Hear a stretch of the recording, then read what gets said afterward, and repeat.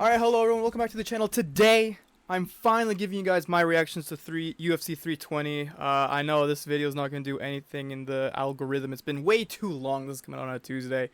But, you know, life got in the way, as life does. So, now, I can finally get into it I can deep dive into this show, give you all my thoughts and reactions to everything that went down on this card.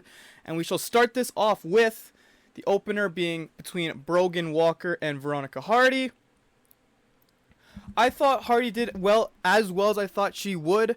I think Walker did manage to get the takedowns really well, but Hardy did well to keep her at bay and had some good counter grappling throughout. She was threatening submissions, and was way better on the feet, and she was getting the knockdowns, things like that. So overall, a good performance from Veronica Hardy. I do have to feel for Brogan Walker. I do think, you know, she's a proven talent. I do think she is very good and does belong to be in the UFC.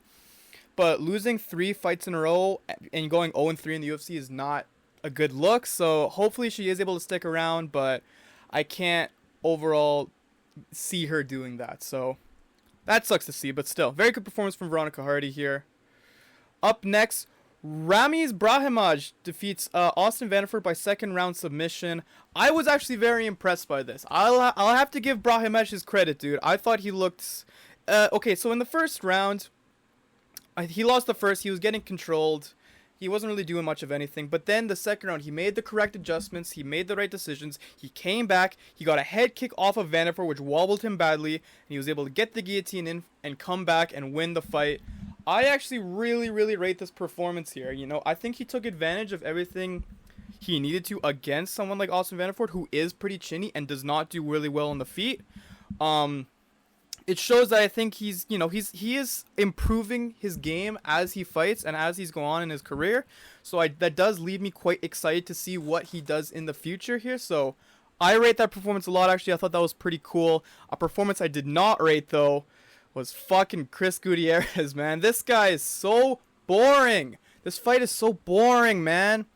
I think both guys kind of are, but at least Farid Basharat has, like, you know, like a prospect's, like, excitement about him, you know what I mean? Like, throughout this fight, both guys just kind of fought at range. Basharat was very selective with his strikes. Gutierrez was just kind of feinting all throughout. He got taken down by Basharat and did nothing, so, you know, just the ear slapping that he always does, so, okay. In the second round, Basharat did better on the strikings, and then in the third round, Gutierrez actually did try to finish for once, but only when they were really close up, and as soon as he backed up, he kind of went just back to doing nothing. He's a super, like, NPC fighter, Chris Gutierrez is, man. And, like, in the sense that, like, you know, he only engages with people when they come up to him. He doesn't really do nothing against them. When he just stands there and feints and moves around, and then when he gets taken down, he just does nothing but the ear slaps, which, you know, has worked well in the past for him. I'll give him credit, but when you got an up-and-coming bantamweight like Farid Basharat, who's been looking really solid, even though he is also relatively inactive, it just doesn't work, you know? Like, I just think you have to make adjustments to that game, and I hope his coaches really try to push that for him, because, like, when he's in close, he does do well, and I just want to see him do that a bit more, but whatever, man. Farid Basharat is someone that's on my radar. I do think he was one of the better bantamweights from that Season 6 class. You know, not as good as, like, someone like Marcos or Raul Ruzas, but I do think he's got potential. I do think he has potential, so I'm excited to see where he goes on from here, who he fights. But this performance really wasn't anything that exciting. Speaking of not exciting, Yana Santos defeats Macy Chiasson by unanimous decision. What the fuck, Macy? What happened here? You fought, like, this whole weekend. It seemed like you just didn't want to be here, man. Like, this is easily, like, your worst loss. You were just standing at range and were just getting beat up. You were getting pummeled, and, you know, you only decided to bring in your wrestling in the third round. Like, what happened? I really don't get it. As for Yana Santos, man, I'm actually starting to feel really bad for her, because some of these last few performances, she's constantly having to fight women that are not making weight. This is like the 4th time she's fought someone at a catch weight because her opponent just hasn't made weight. Because it was Chandler, it was Aldana, it was Ketlin Vieira, and then she also fought Carol Rose at featherweight too. So, like, that helped her a little bit more. But still, man, she's collecting these fucking she's collecting money from these women, and I can get her. I sense her frustration, and I get it because yeah, it's seeming like that her career is just filled with people that don't want to fight her, and nobody actually really cares about trying to fight her, which is really funny when she's trying to add like legitimacy to her comeback attempt. But, you know, between this and fighting Misha Tate in 2025, it's just like damn, bro, what? Like, just let me fight a credible opponent. That's what she's asking the UFC. She just wants to fight someone credible and make herself look good. But, wow. Still, good for her. Good win for her. She looked, you know, she had a game plan. She stuck to it. I just think, you know, I have questions for Macy, what she did through that fight. But, still, I don't even know what you do with Macy Chiasson. Like, she just doesn't seem like she wants to be here. But she doesn't have a bad enough record to justify cutting her. So, I mean, like, unless you just, like... Unless you really just don't re-sign her, man. Like, I don't know what you do. But anyway. Up next, Punahele Soriano defeated Nikolai Veretnikov by unanimous decision. Veretnikov kind of just fucking stinks. This guy sucks, man. Soriano was pressuring for most of the first until his cardio started to run out. He nearly got caught with submissions, but he recovered. Veretnikov spent a lot of the time going for the guillotines whenever he was, like, you know, whenever Soriano shot a takedown at him, and he really did nothing on his back. I don't know what is with these guys, but like they just don't try anything and would rather just sit here and just be controlled for an entire round. I don't know. I don't understand it. I don't understand the logic of that, but yeah, he just went for submissions that like were presented to him, and even then they didn't really work, but. Pretty good win for Soriano here. He performed about as well as I thought he would. He did enough in the wrestling, and you know Verenikov did as little in the wrestling as I thought he would. And of course he was out damaging him the entire time. So good performance from Soriano here. Whoo! Onto the main prelims now. Edmund Shabazian versus Andre Muniz. Edmund Shabazian gets the first round KO over Muniz. Thank God. Thank God, man. He makes me so nervous whenever I pick him. It's like it's such a nervousness that comes over because if he doesn't get that first round finish, he's not going to win the fight. And against someone like Muniz who has that fucking tank and the ability to apply pressure in the third rounds of fights, I was scared. I really was scared. But thankfully, and even throughout this fight actually too, Muniz was landing the body kicks. He was pressuring. He was finding left hooks.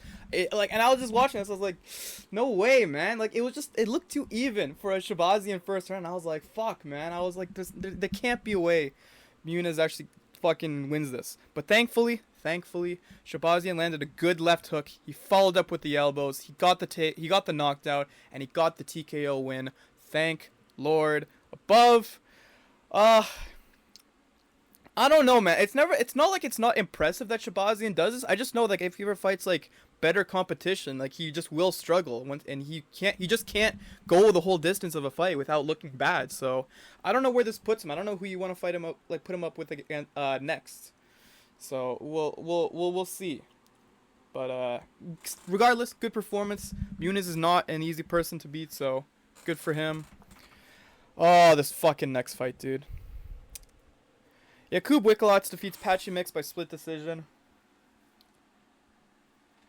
I'll be honest, I genuinely thought Patchy Mix won this fight. I really had Patchy Mix winning that second round.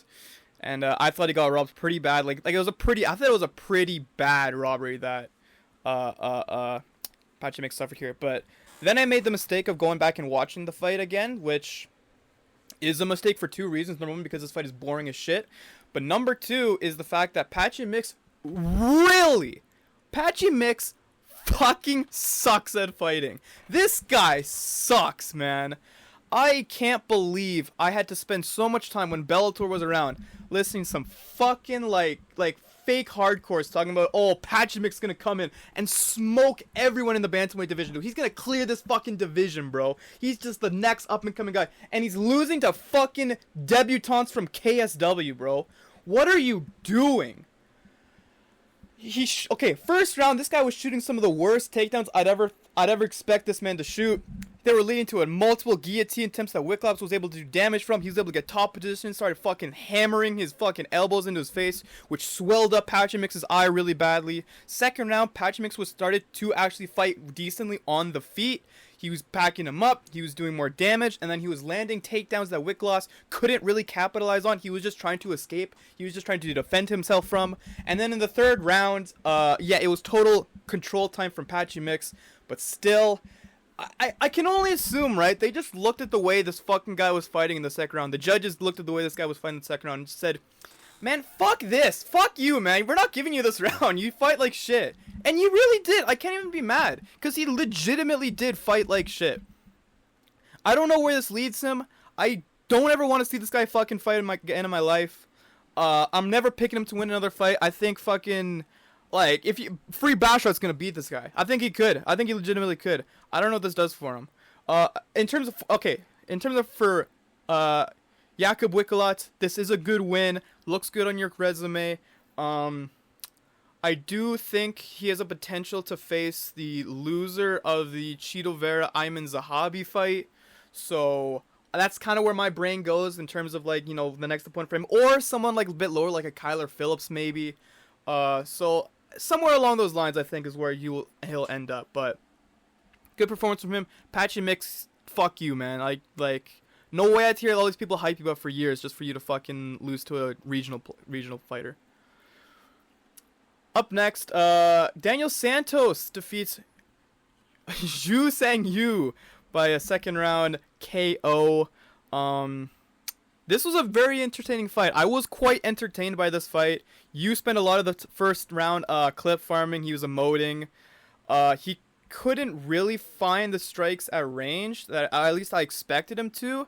But he landed good calf kicks and he was landing jabs. Santos spent a lot of the first round pressuring. He was landing big shots, but he was pretty inaccurate. He was just kind of swinging. He was trying to take control of the fight, which again is something I expected you to let him do, but I just thought I'd see more counter striking from you, and I didn't really see that at all from him. He seemed a bit more puzzled by Santos than anything, which I think was really interesting. And very uncharacteristic of someone like you.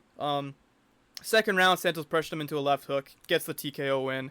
That sucks for you, man. I thought if you actually found a way to win this fight, I think that would have added to his stock a lot. But now that he got, you know, slept in the second round, I think that really affects his, you know, credibility and where people are going to, you know, think of him going into his next fight. So I do hate kind of see that. I do like you. I did like his antics. They were pretty funny when he got taken down and was just very confused by what Santos was trying to do.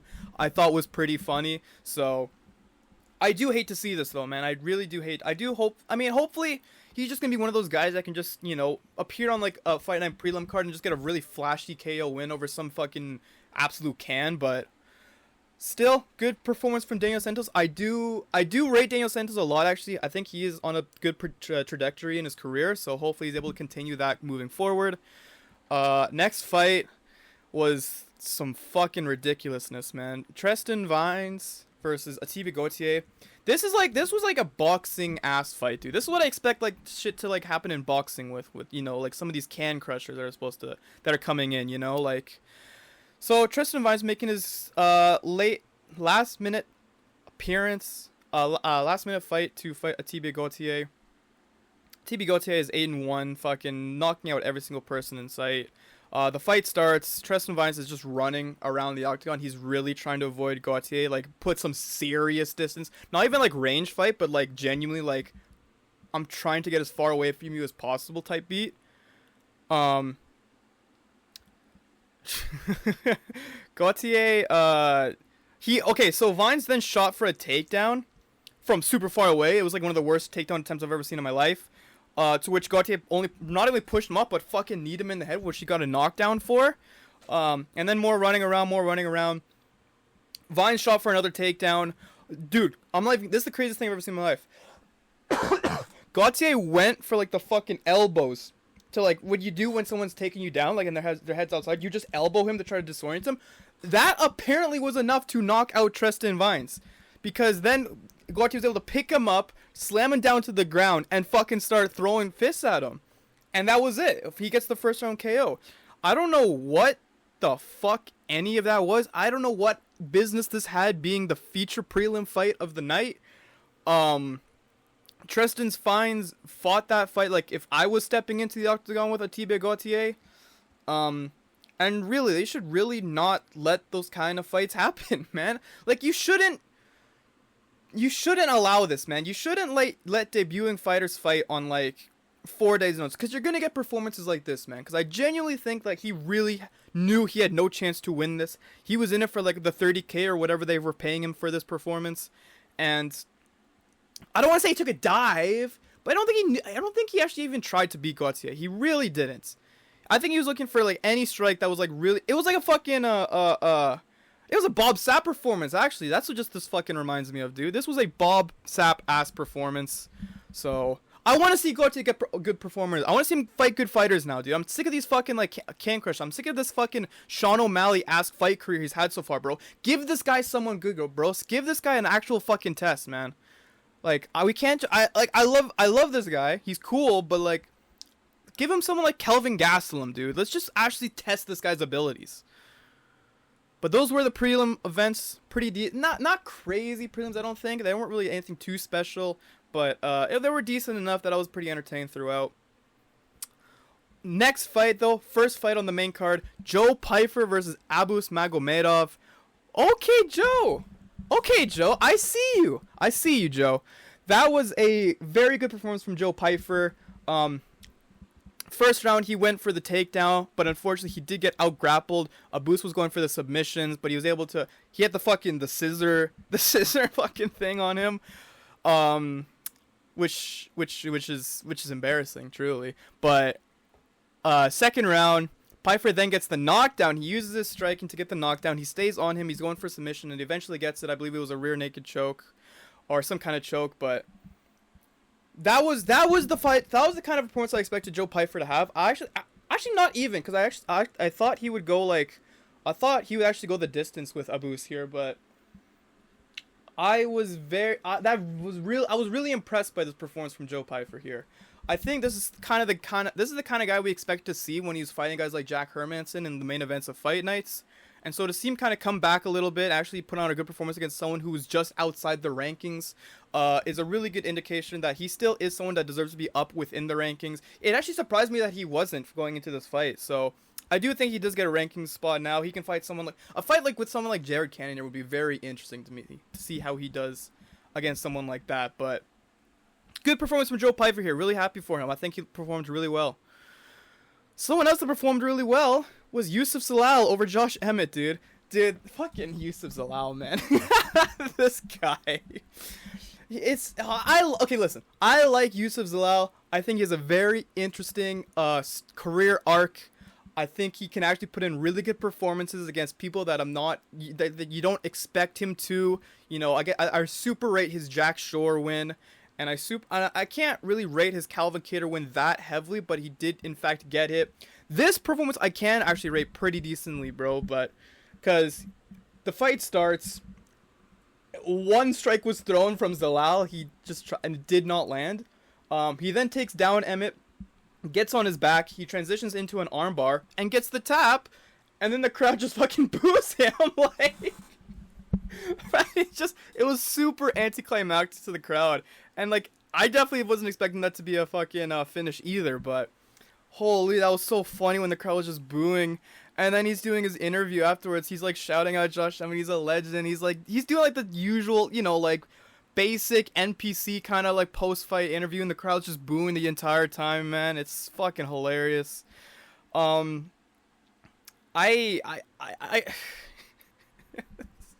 don't know who he fights next. He's gonna have to fight someone in the top 5, isn't he? Holy shit, man. I think he loses. If you fight someone like Jean Silva, I think he loses. Oh, Jean Silva would actually be a really interesting fight.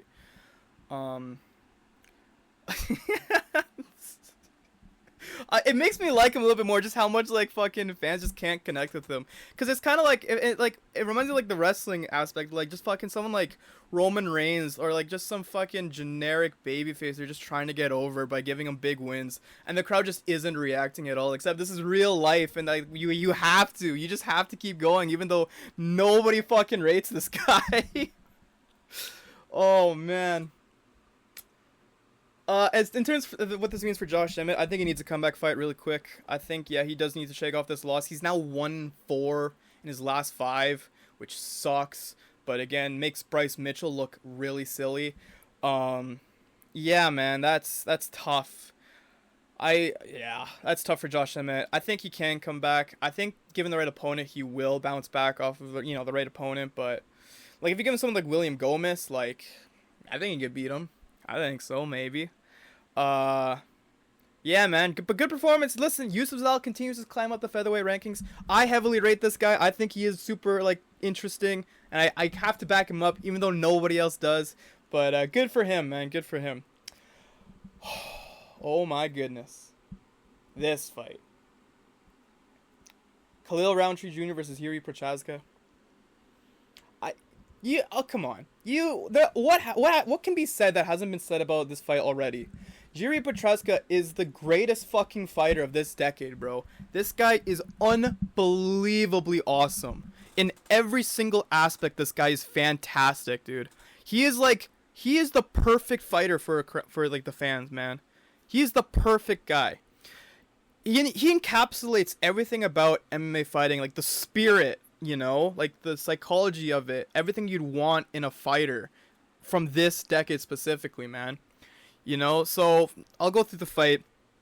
The first 2 rounds, Khalil was not dominantly winning, but he was winning those first 2 rounds. Here he was being very hesitant throwing strikes. He really couldn't find angles to shoot at Khalil that I guess he really liked that well. Khalil was countering all throughout. He was being the counter puncher, actually. He was doing, throwing, he didn't really use leg kicks as much as I thought he was, but he landed to the body pretty decently. He was outstriking Jiri. Jiri was still better at pressuring throughout the fight, but Khalil was still landing. Not really looking for a finish, but still, like, obviously piecing up Jiri in some points. Like, nothing ever even looked that much that devastating either, but still, Prochazka was definitely down the first 2 rounds. Fucking round 3, dude. Round fucking 3. Jiri finally starts finding the punches. He starts connecting. He's slipping them. He's throwing kicks. He's kicks to the body. He's throwing knees in the clinch. He's throwing forearms, body shots. Roundtree's backing up. He's starting to get way tired. He's going into the clinch, which is the last place on earth you'd want to be, is in a clinch with Yuri Prochazka, because he's throwing some of the most unorthodox strikes you've ever fucking felt in your life. The knees are destroying him. The forearms are killing him. He's backing him up, bro. And even when he's still, like, sort of at range, Yuri's finally throwing the left hooks, man. He's finding the jabs. Backs him up against the cage. Boom! Left jab. Right hook. Gets the KO win. Down goes Roundtree. Crowd is going crazy. Fucking unbelievable stuff from Yuri Prochazka, man. This guy is so good, dude. This guy is so good. Every single time, literally every single fight now, every single fight that hasn't been for a title with Yuri Prochazka, he's put on a performance of the night. And a fight in the night, actually. No, not every fight's been fight of the night. He has a fight of the night in a title fight with Glover Teixeira. But every single fight he's had that wasn't for a title, he's had a performance of the night. This guy is so fantastic, man. I can't give this guy enough praise for just the sheer willpower to come back like that and eventually find ways to tag up Khalil Roundtree, who, again, we all thought would actually, people really thought that he'd actually be able to go the distance here. I thought he would have been able to find, like, a heavy strike early on, but, he just couldn't, he just wasn't finding anything he liked. So it was kind of worrying looking at the scorecards after the second round. I was worried for him. But, he turned it on. He knew what he was doing. He knew what he had to do. And he fucking went out there and did it. This guy's the GOAT. I'm going to tell my grandkids about him. This guy's fantastic, man. I cannot say enough good things. I will also say, though, shout out Khalil Roundtree, man. It really does have to suck, between this and the Alex Pereira performance, knowing that you were doing so well at the start, but guys are just exploiting you, like your cardio maybe a little bit throughout. And, after the Pereira fight, he finished you in the fourth, so maybe you'd actually have the cardio to go, like, with the third, but you just couldn't, man. And, that just sucks, man. To lose fights you're winning, especially as big as they were, it really does have to suck, man. So, especially in knowing how much Khalil Roundtree has put into his career, man. So, shout out him. I still think he's fantastic. I think he does bounce back whoever he fights next. He will bounce back off of, so shout out to him. Prochazka's the GOAT, and no question about it. He's just he's the greatest of all time. So, up next, Merab Dvalishvili defeats Corey Sandhagen 49-46 unanimous decision. This fight, it was so funny. There was kind of just a question of if Merab was able to reach 100 takedowns, the first ever UFC fighter to reach 100 takedowns in their career. And he only needed 3 to do it, so people kind of were like, oh, I wonder if he's actually able to get to do it. This motherfucker landed 18 takedowns throughout this entire fight. He landed 20. I'm sorry. He landed 20 takedowns out of 37 attempted. That is insane. This guy is going to be the bantamweight GOAT, and I say going to because I gotta see a few more title defenses before he can surpass DC, and then if he's about to, I need DC to be in the commentary so he can jump in the octagon and sucker punch Merab to shit and stop him from taking his throne, because I just can't see that, man. I can't see my GOAT DC be fucking overthrown like this, man. This sucks, bro. Oh my god. So Sandhagen was winning the first. He had good counter strikes, and he caught. But he had good counter strikes throughout the first. But then in the second, he was caught with a right hand, nearly got finished there. And then for the rest of the fight, he was pretty much done nothing but taken down. Merab was very calculated with his takedown attempts and controls, and Corey really did well. Did well on the feet and never really looked defeated throughout it. So I have to give props to Corey Sandhagen for putting on a performance like that. But shit, man, this guy's really gonna be the GOAT. I'm still okay. People say he's like the GOAT compared to DC because of his strength and competition. I still disagree with that. I don't think 2 Sean O'Malley wins and a Corey Sandhagen win are gonna like really heavily push you towards that. I think, you know, the obviously the Umar, I think, does a lot of heavy lifting in that conversation of performances for him, but I just don't see. What really helps is that I don't see who could beat Merab in this entire division, because I'm assuming, right, the next person to get a title the next person to get a title shot will be the winner of Umar and Mario in wherever that is. I think it got moved from Vancouver. So that will also help. I had a whole like thing about where I do the rankings on. I'm gonna pull that up real quick. Let me just look at the rankings. I had an idea of like what every fight would be next. What would be the next fights to make for the bantamweight division. So these are updated? I don't know.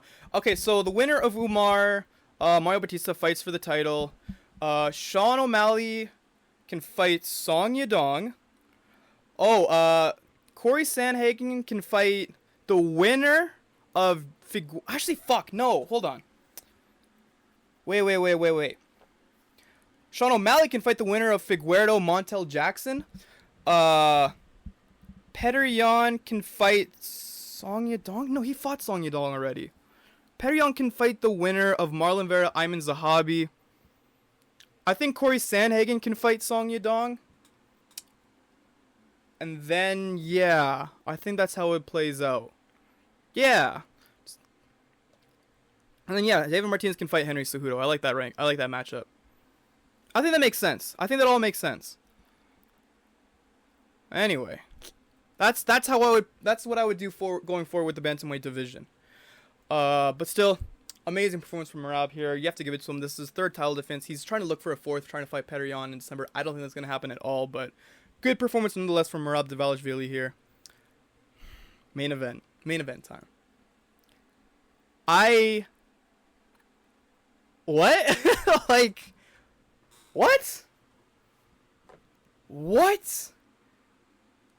So, I said that in my predictions video that Pereira would need to throw less kicks and get a bit scrappier to have a chance at winning this fight. It would be a risky but worth the reward kind of deal.